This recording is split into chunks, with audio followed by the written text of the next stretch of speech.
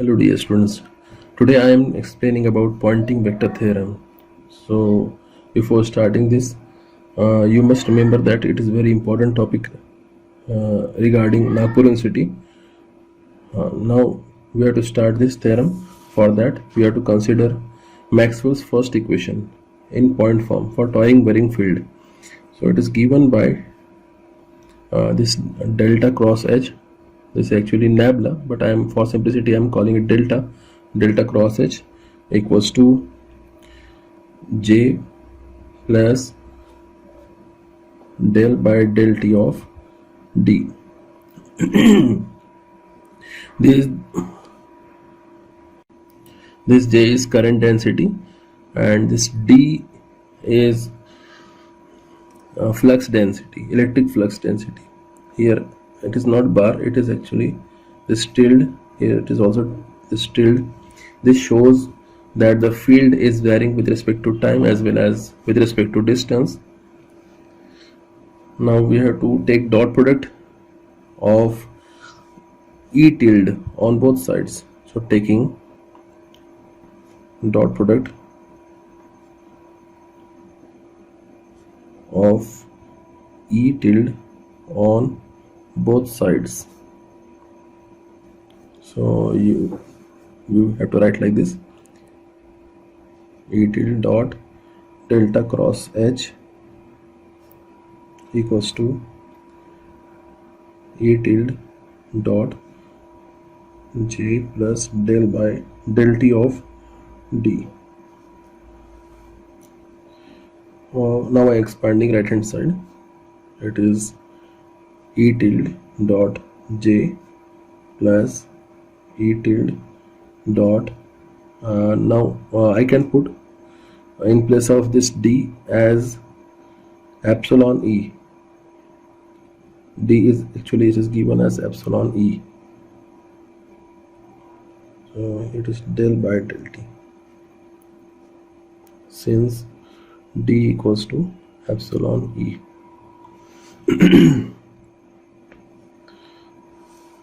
Now on left hand side you can see this expression. This can be solved using a vector identity. So a vector identity is given as delta dot A cross B. Consider any vector A and any vector B. So if I multiply A and B using cross product, and if I take a dot product of this bracket with delta, this is given as B dot delta cross A minus this A dot delta cross B. So we can remember this formula as: first this delta is multiplied with A, this delta is multiplied with A here, minus this delta is multiplied with B.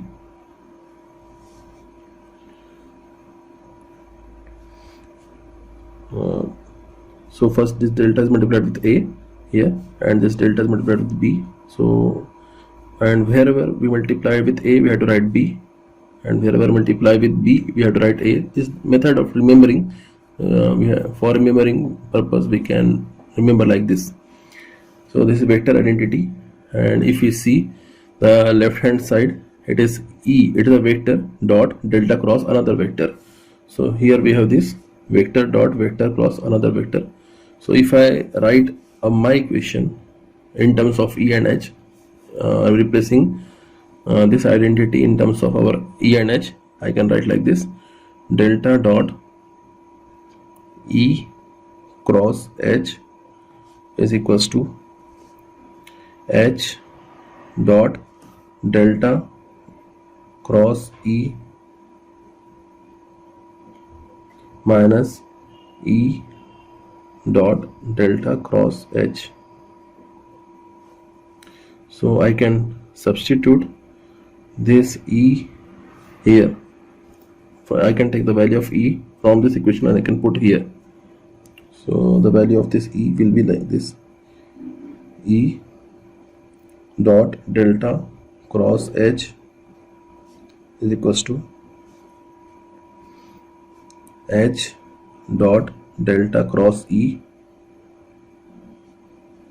minus delta dot E cross H. So I can put this value in this equation. So this equation will look like, I am putting this equation here, this value here. So I will get like this: H dot delta cross E minus delta dot E cross H.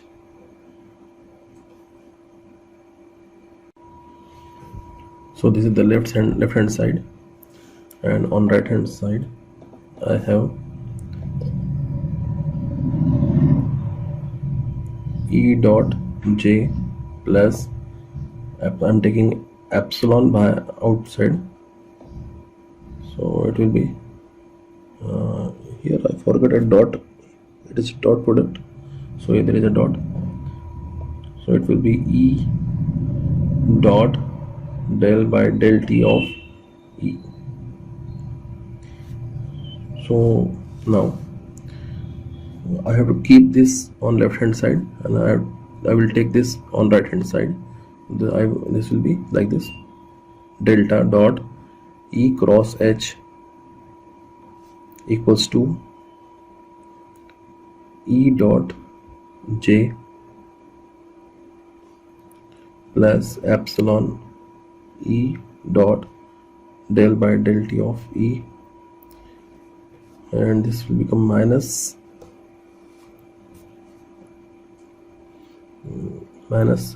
H dot delta cross E. So this delta cross E is actually Maxwell's second equation. We can get the value of this delta cross E from Maxwell's second equation. Maxwell's second equation is given as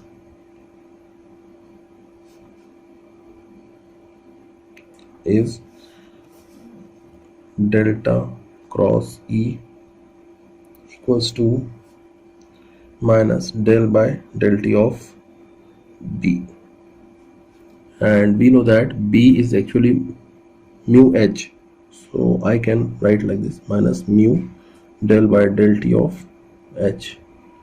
So I am putting this value here. So equation will look like this: equals to E dot J plus epsilon E dot del by del T of E. Now here I have minus sign here, and here is also minus sign, so both this minus sign will get cancelled and we will get a plus sign here. It will be like this. Simultaneously I am taking this mu outside, mu, and I am writing this like this: H dot del by del T of H. Actually the value of delta cross E is minus mu del by del T of H. If I put here, it will be like this: H dot mu del by del T of H. So I have taken this mu outside, so I can mark a bracket here. This is dot product of H and del by del T of H. This is dot product of E dot del by del T of E.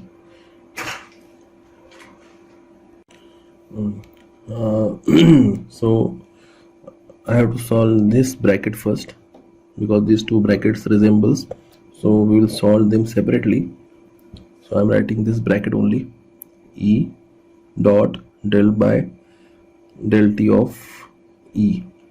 So we can see that these two have the direction. This E also has direction, and this also has direction. So taking dot product of same vector, both E's are same, so dot product of same vectors gives only magnitude.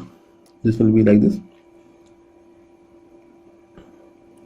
So if I take with epsilon, I will get like this: epsilon E del by del T of E. The direction will remove. We can understand this with the help of any example. Consider a vector A dot vector A. So if I expand this A, consider this A is in x direction, so this will be like this: magnitude of A into AX dot magnitude of A into AX. So I can take out magnitude outside: magnitude of A into magnitude of A into AX dot AX. So this dot product will be 1. So answer will be mod of A, magnitude of A into magnitude of A. If I remove this sign, my mod sign, I can remove this bar sign also. This will be A into A, that is A square. So similarly, here we have taken dot product of these two. So here the mod sign will remove, simultaneously the bar sign will also remove. The direction will remove, only magnitude will be there. So now I am adjusting this equation like this: epsilon by 2 into twice E. I have multiplied and divided with 2 del by del T of E. This looks like that. This look like a result of derivative of E square, because E is a function of time. E is a function of time, so its derivation will not become 0 because it is a function of time, and the E square, derivation of E square will be E square twice E into derivative of E. So it will be like this: epsilon by 2 derivative of E square. So I have taken the source from this result. Derivative of A square is twice E into derivative of E. So if I take this epsilon by 2 inside, I will get like this: del by del T of epsilon by 2 E square. Similarly, I can solve for this mu also. So I am writing mu H dot del by del T of H. This will be equals to, their dot product will result in magnitude only, mu H del by del T of H. So I am adjusting mu by 2 into twice H del by del T of H, and this will be equals to mu by 2 del by del T of H square, and finally del by del T of mu by 2 H square. Now these two values I have to put in this place. So I will get this equation here like this: minus delta dot E cross H equals to E dot J plus this value del by del T of epsilon by 2 E square plus del by del T of mu by 2 H square.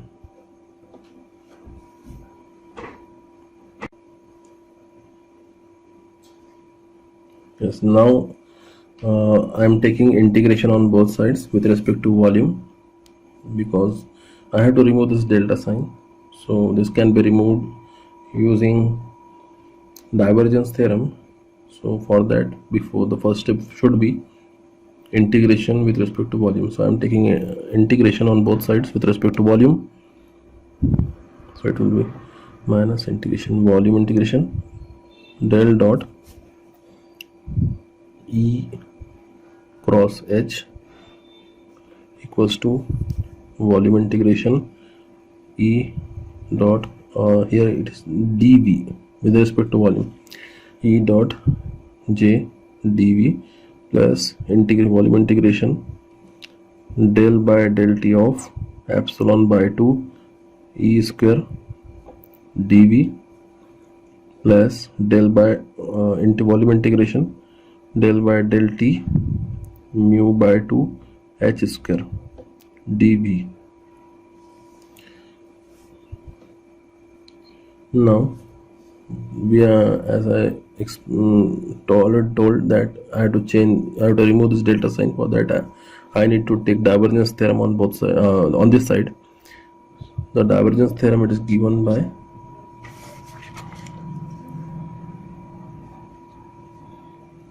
this closed surface integration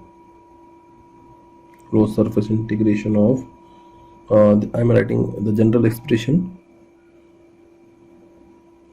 d dot ds is equals to volume integration del dot d dv. This is divergence theorem.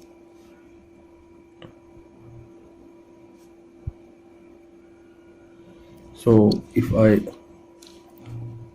I change this equation, if I see this equation, it has delta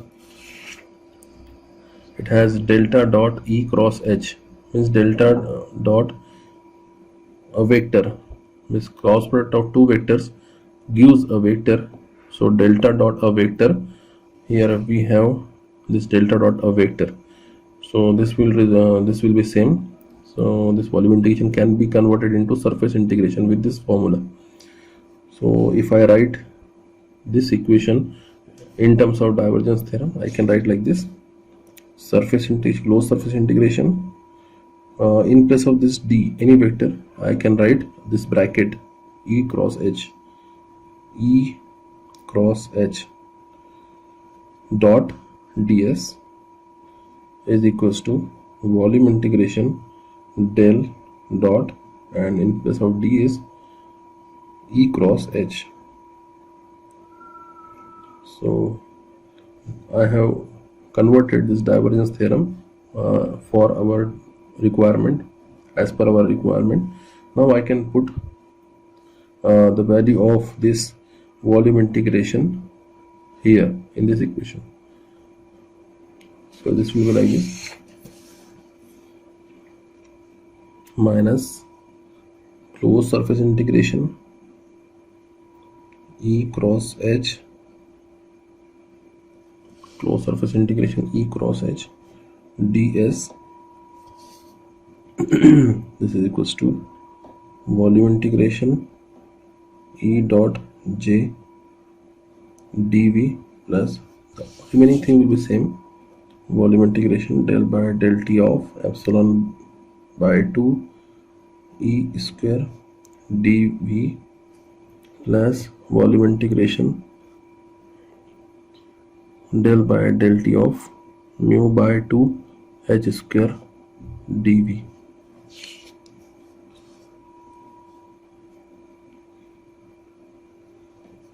Now here we have to consider all the three terms. The first term, this is second term, this is third term. So if I concentrate or ponder on the first term, this is the first term, volume integration E dot J, this is the first term.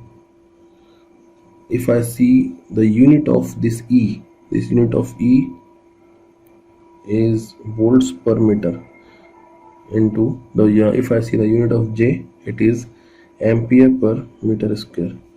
So if I multiply this voltage into current, the voltage into current, this becomes actually watts power upon meter cube.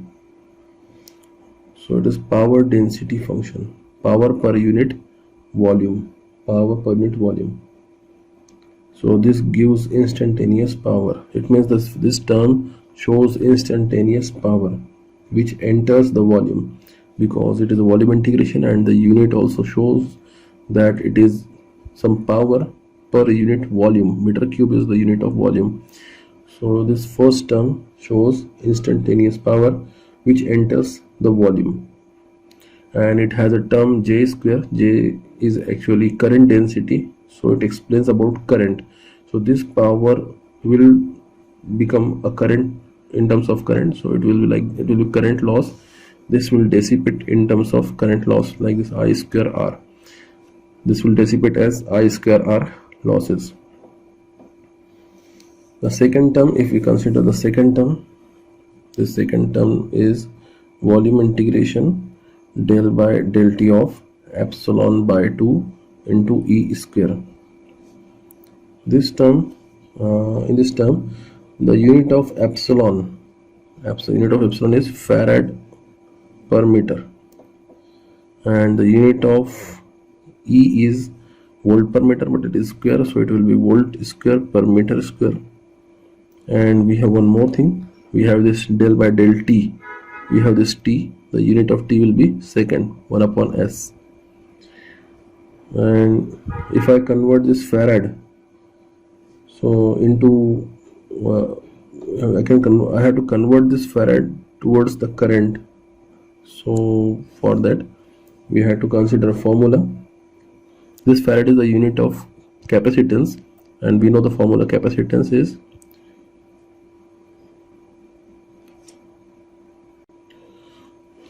the formula for C, it is actually Q by V. The unit of Q charge is actually coulomb upon volt is some volt. This is capacitance, it is given by C by V, and the unit of capacitance is farad, so I can put farad as C by V.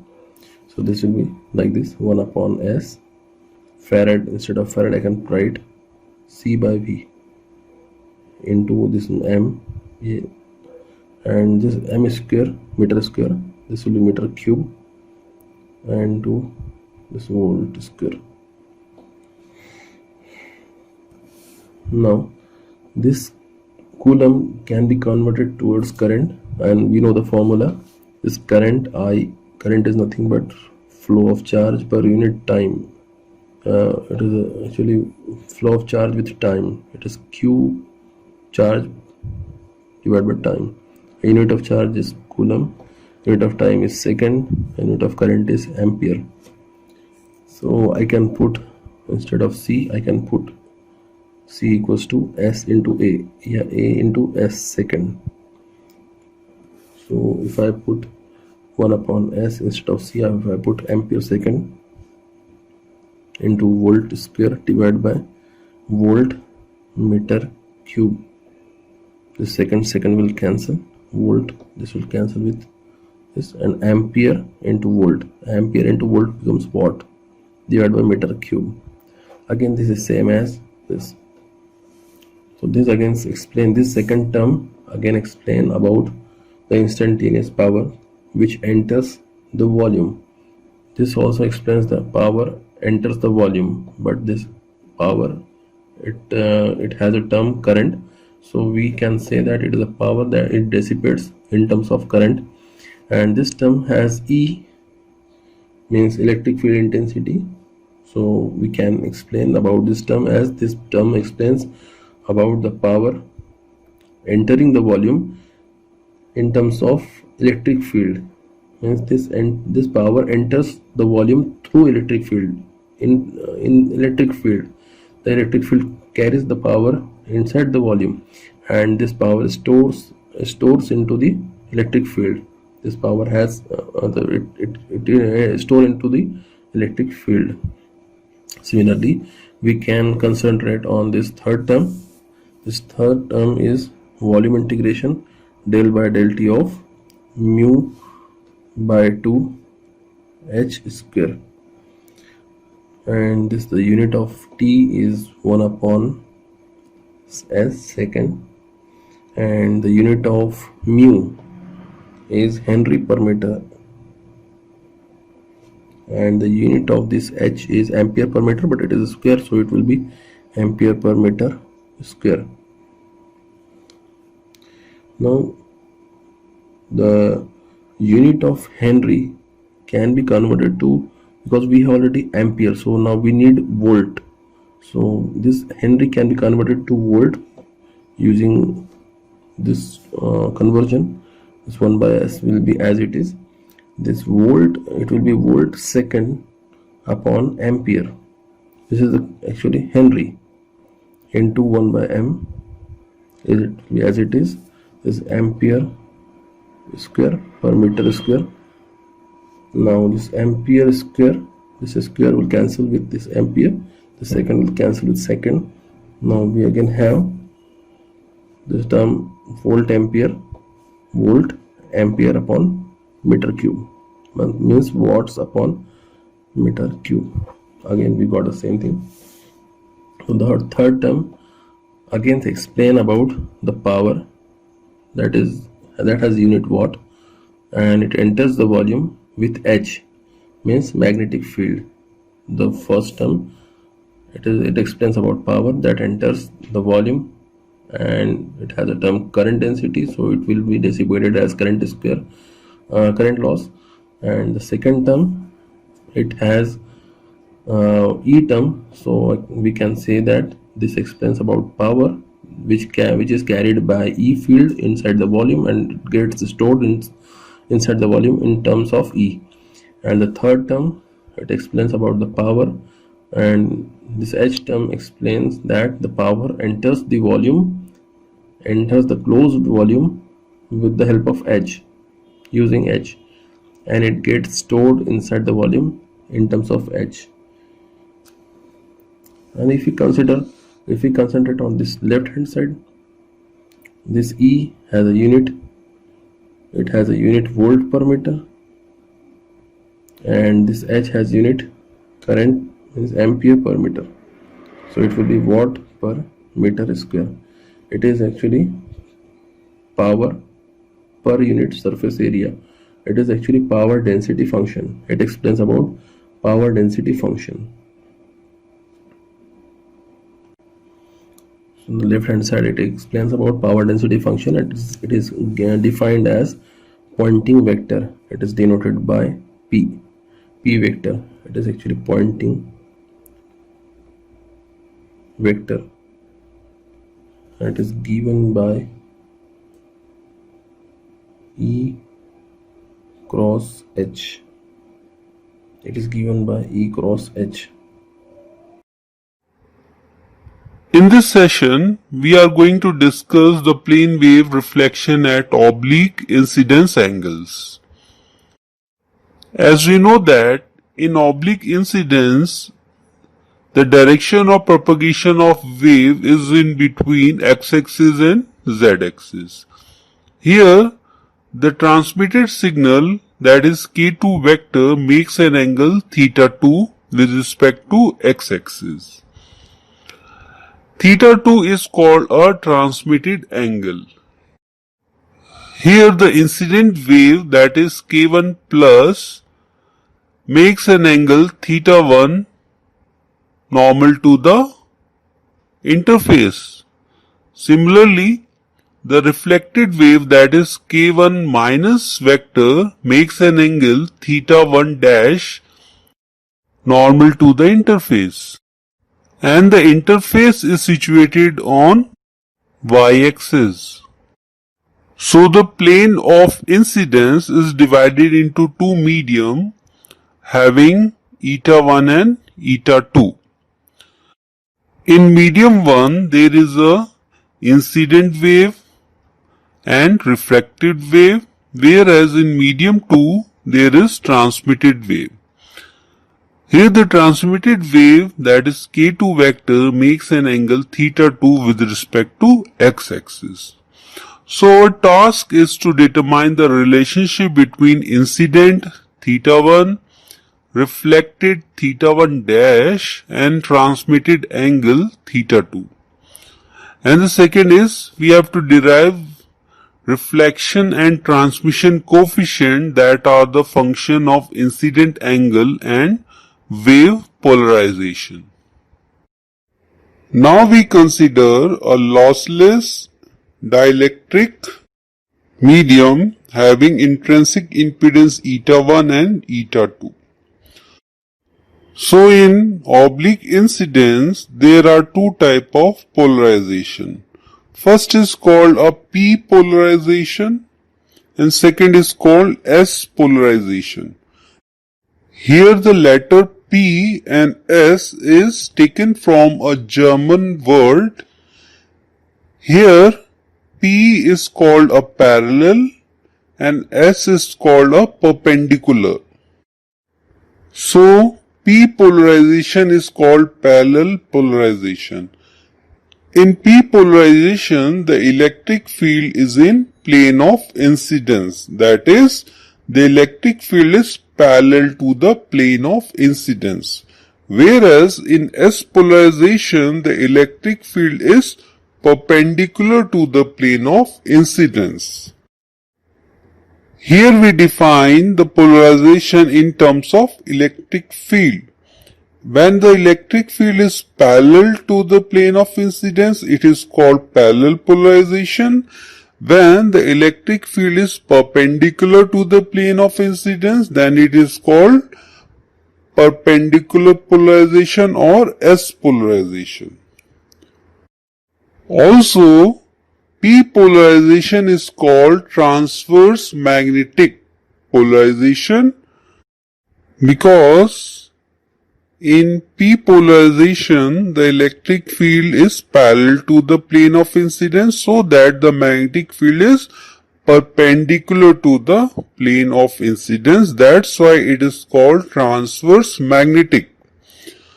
But in case of S polarization, the electric field is perpendicular to the plane of incidence. That means it is called transverse electric polarization. Now we represent P polarization and S polarization on XZ plane, that is the plane of incidence. Now, in case of P polarization, as we know that the electric field is parallel to the plane of incidence. So here incident wave is represented by K1 plus vector. And in this case, electric field phasor is in the plane of incident, that is a parallel to the plane of incidence.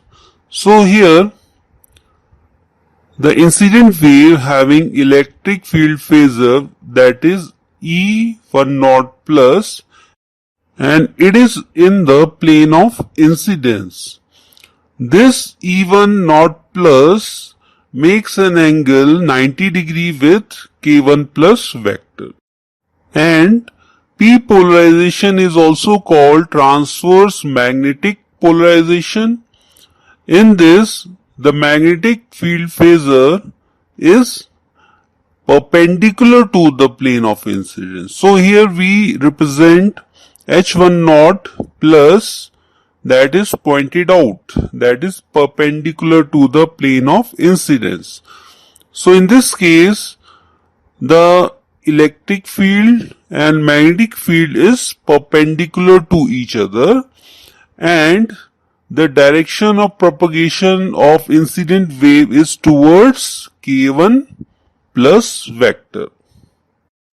The direction of K1 plus vector can be obtained by using right hand thumb rule.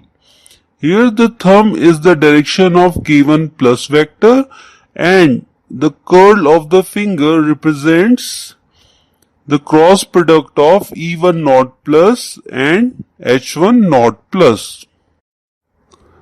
Similarly, in case of reflected wave, there is an electric field phasor which is E1 naught minus and it is also in the plane of incident, that is parallel to the plane of incidence. And here the magnetic field phasor, that is H1 naught minus, is perpendicular to the plane of incidence. That's why it is called transverse magnetic and it is pointed out. And the direction of K1 minus vector is again obtained by right hand thumb rule. Here the thumb denotes the direction of K1 minus vector and the curl curl is the cross product, that is E1 naught minus cross H1 naught minus. Similarly, we can also represent the electric field phasor and magnetic field phasor for transmitted wave, that is K2 vector. In this case, the electric field phasor, that is E2 naught, is in a plane of incidence, whereas the magnetic field phasor is perpendicular to the plane of incidence, so it is pointed out.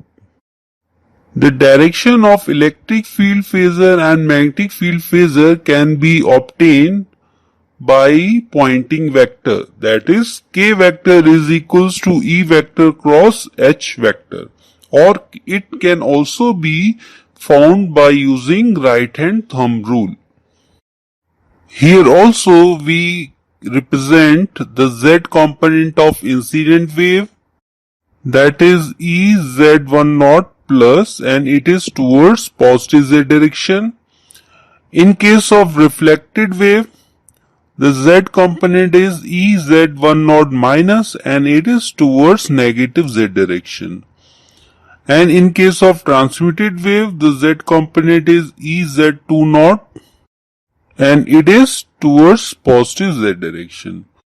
Here the Z component is also in the plane of incidence, because these are the component of electric field phasor.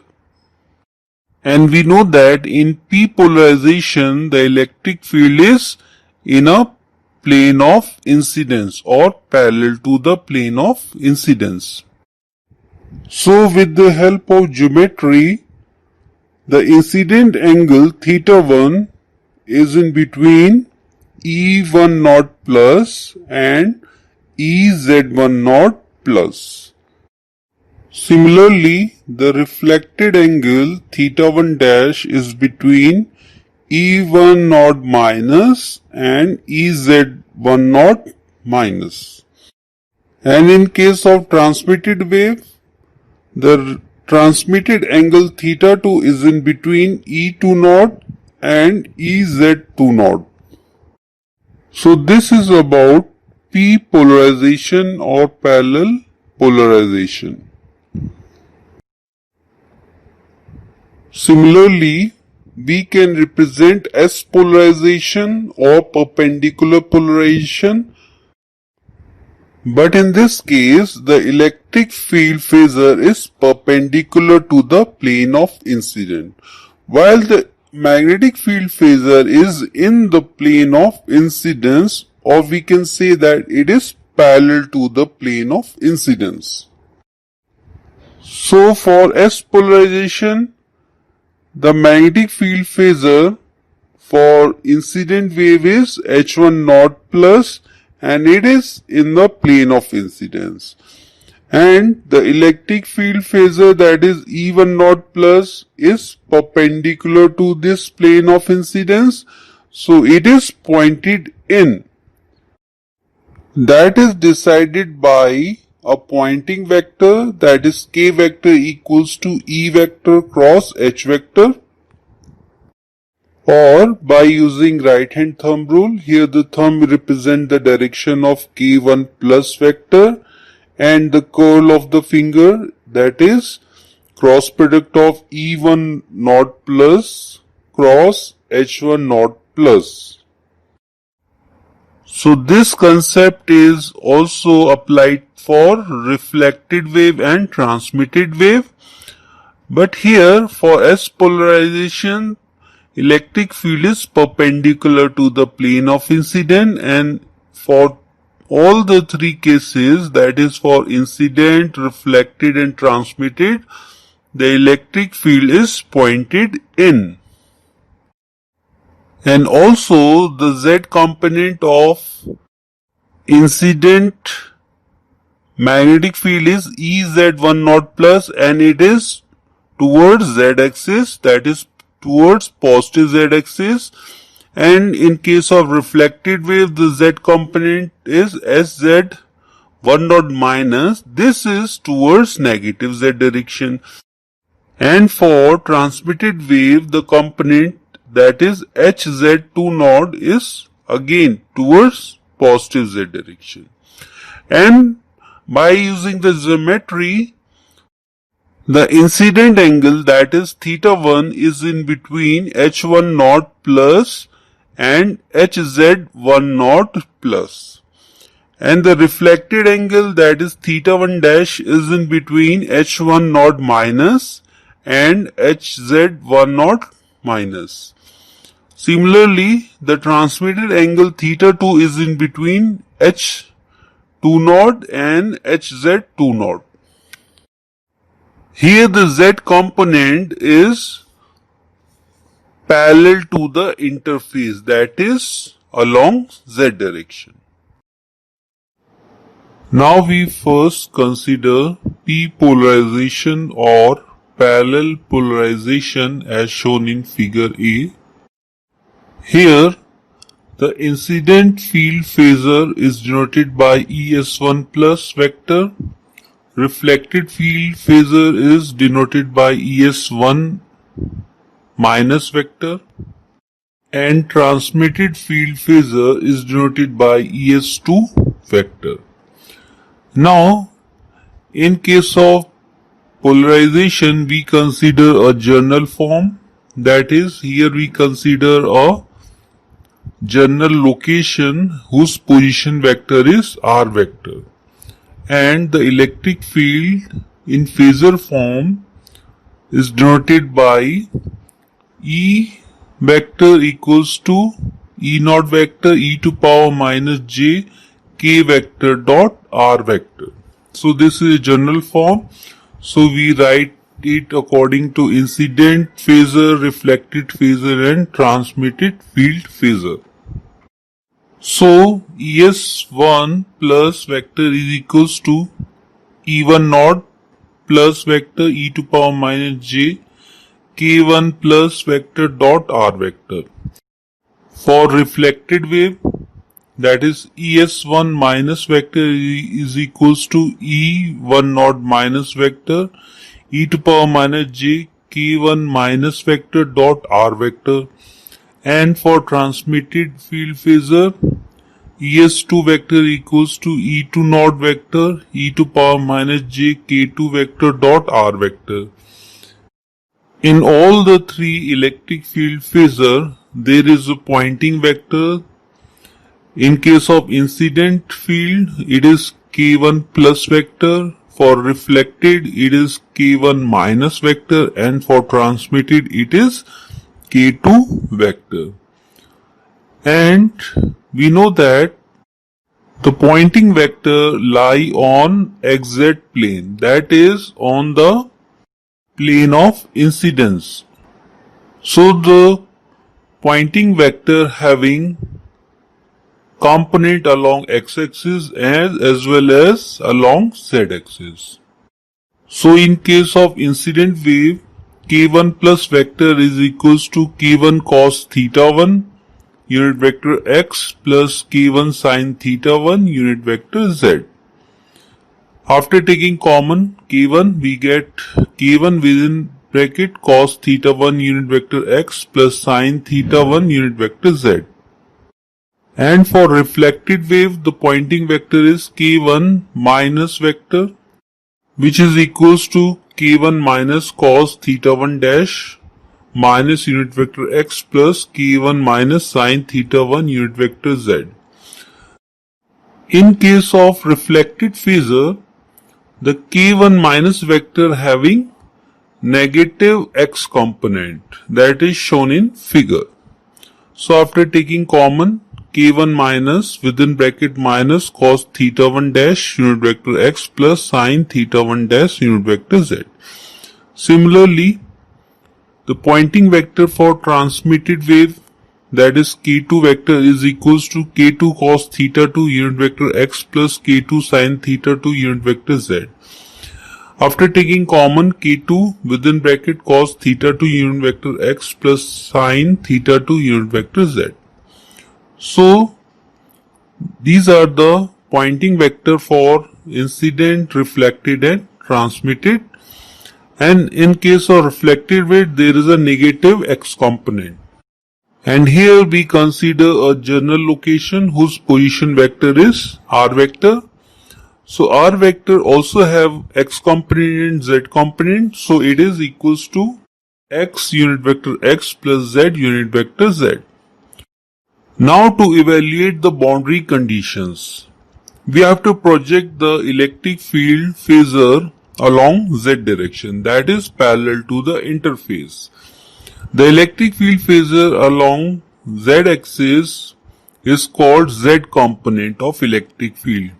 For incident wave, it is EZS1 plus, it is equals to EZ1 naught plus e to power minus j k1 plus dot r vector. And reflected wave, EZS1 minus equals to EZ1 naught minus e to power minus j k1 minus vector dot r vector. And for transmitted wave, it is EZS2 equals to EZ2 naught e to power minus j k2 vector dot r vector. Now we using a figure A, that is a parallel polarization or p polarization. Here from the geometry we find that there is a incident angle theta 1 between EZ1 naught plus and E1 naught plus. So EZ1 naught plus can be written in terms of E1 naught plus, and it is E1 naught plus cos theta 1. Similarly, EZ1 naught minus can be written as E1 naught minus cos theta 1 dash, and EZ2 naught is equals to E2 naught cos theta 2. And in place of dot product, we can use above equations.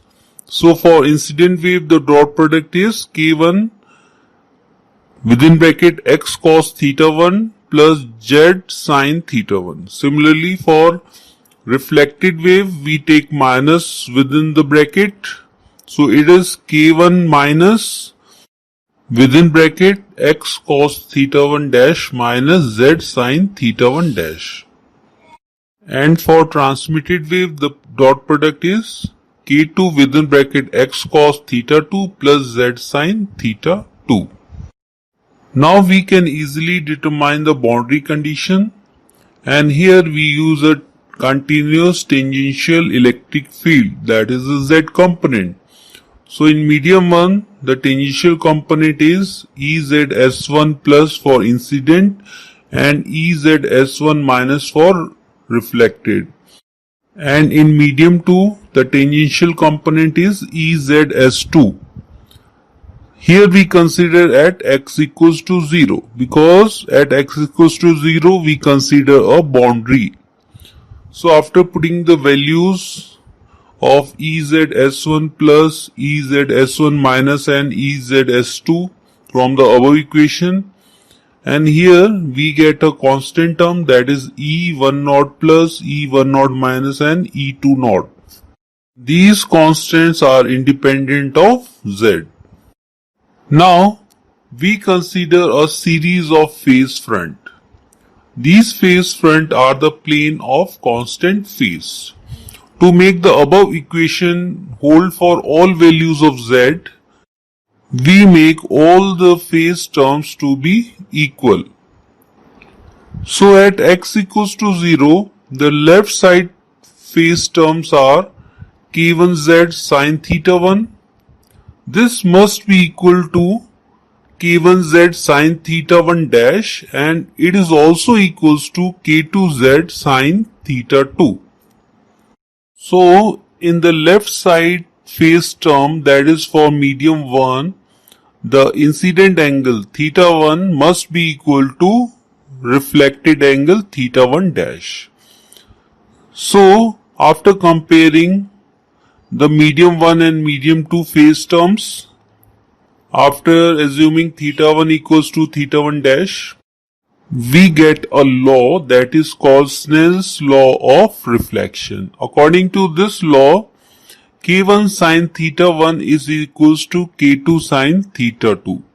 This is a boundary condition for continuous tangential electric field. And in terms of refractive index, it can be written as n1 sin theta 1 equals to n2 sin theta 2.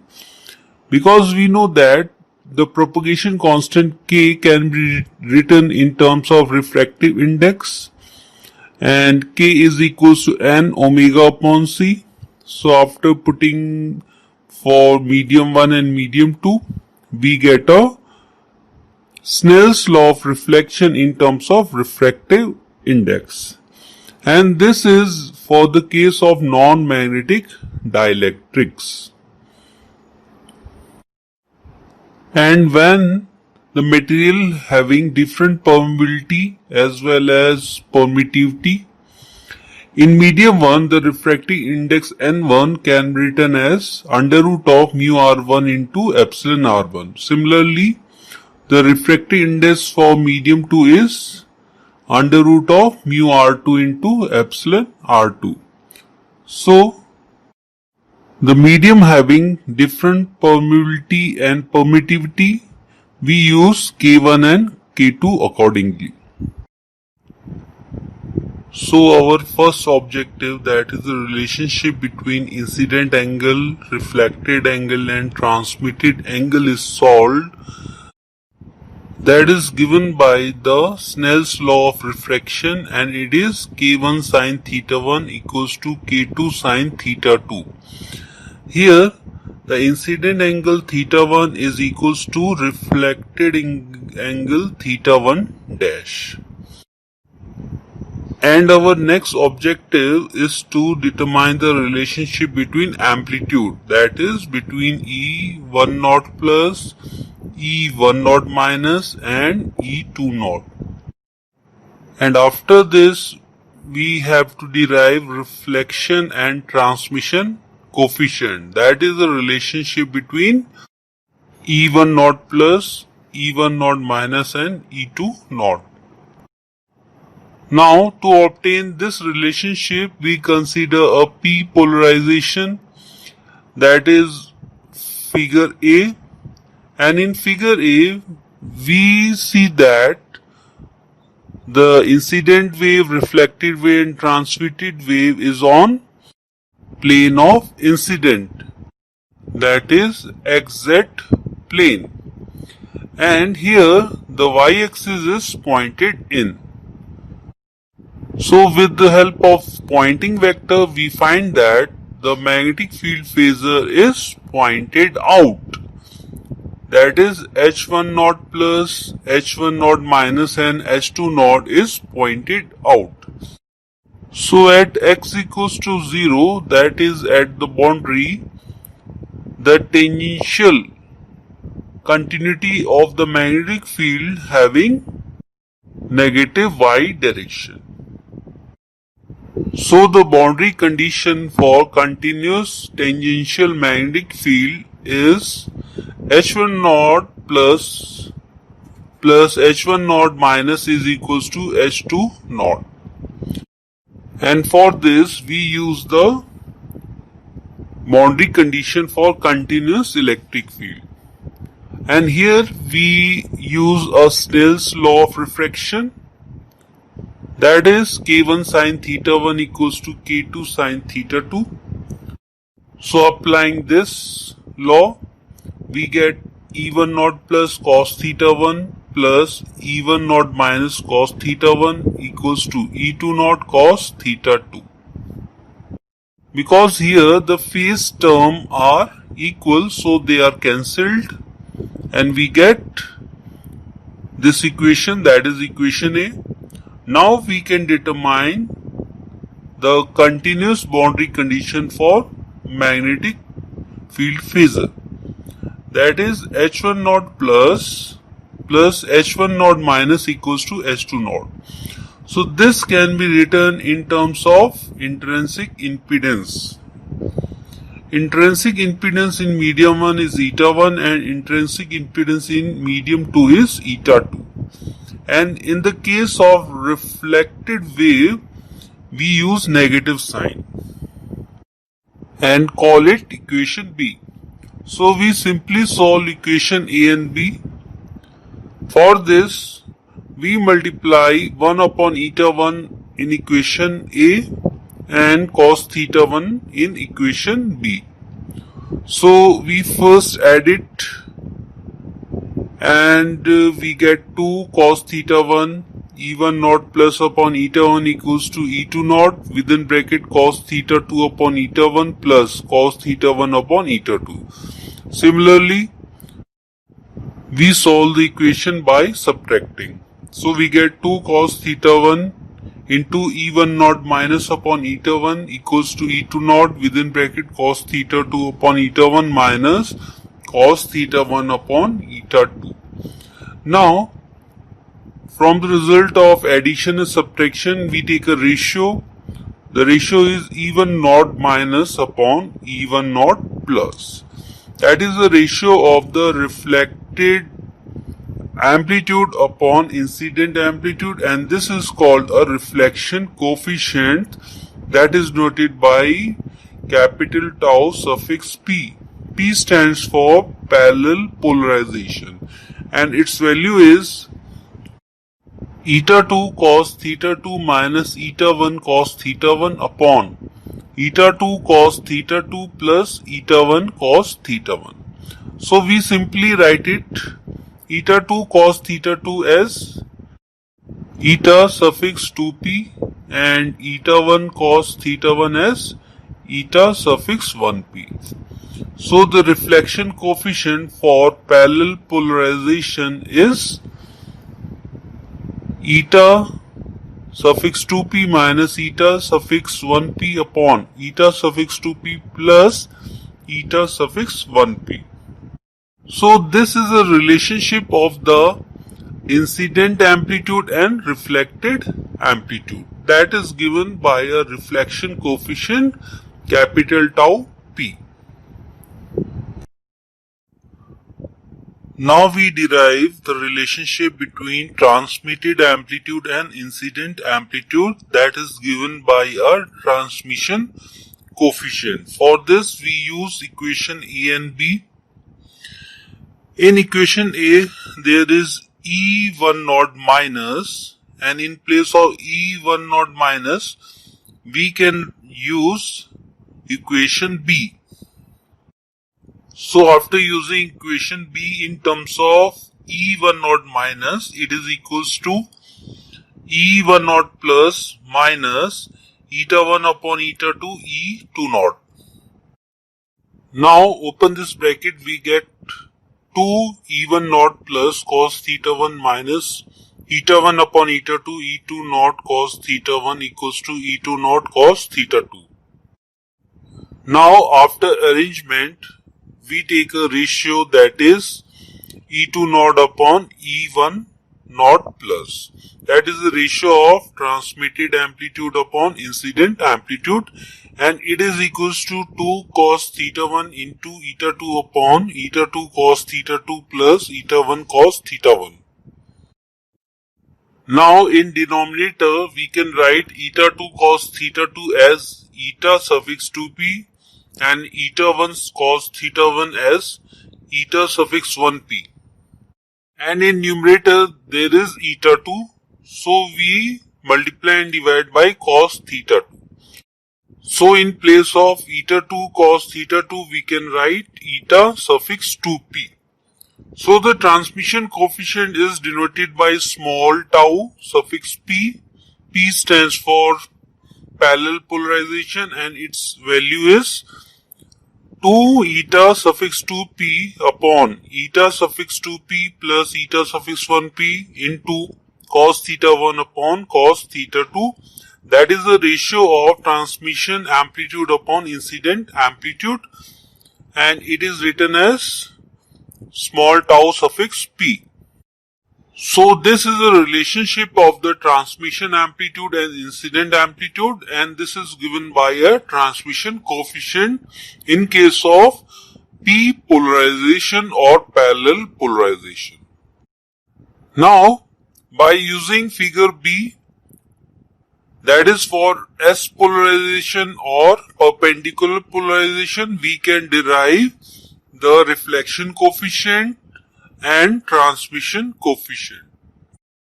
So as from figure B, the S polarization is called transverse electric polarization, and here the electric field is perpendicular to the plane of incident and the direction of electric field is pointed in, that is towards positive y direction.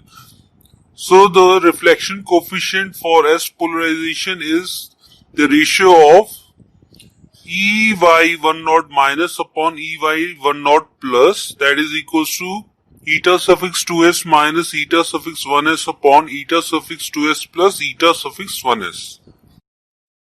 That is the ratio of reflected electric phasor upon incident electric phasor. Similarly, we can derive the transmission coefficient, that is small tau suffix s, and it is the ratio of transmitted electric phasor upon incident electric phasor, and its value is 2 eta suffix 2s upon eta suffix 2s plus eta suffix 1s.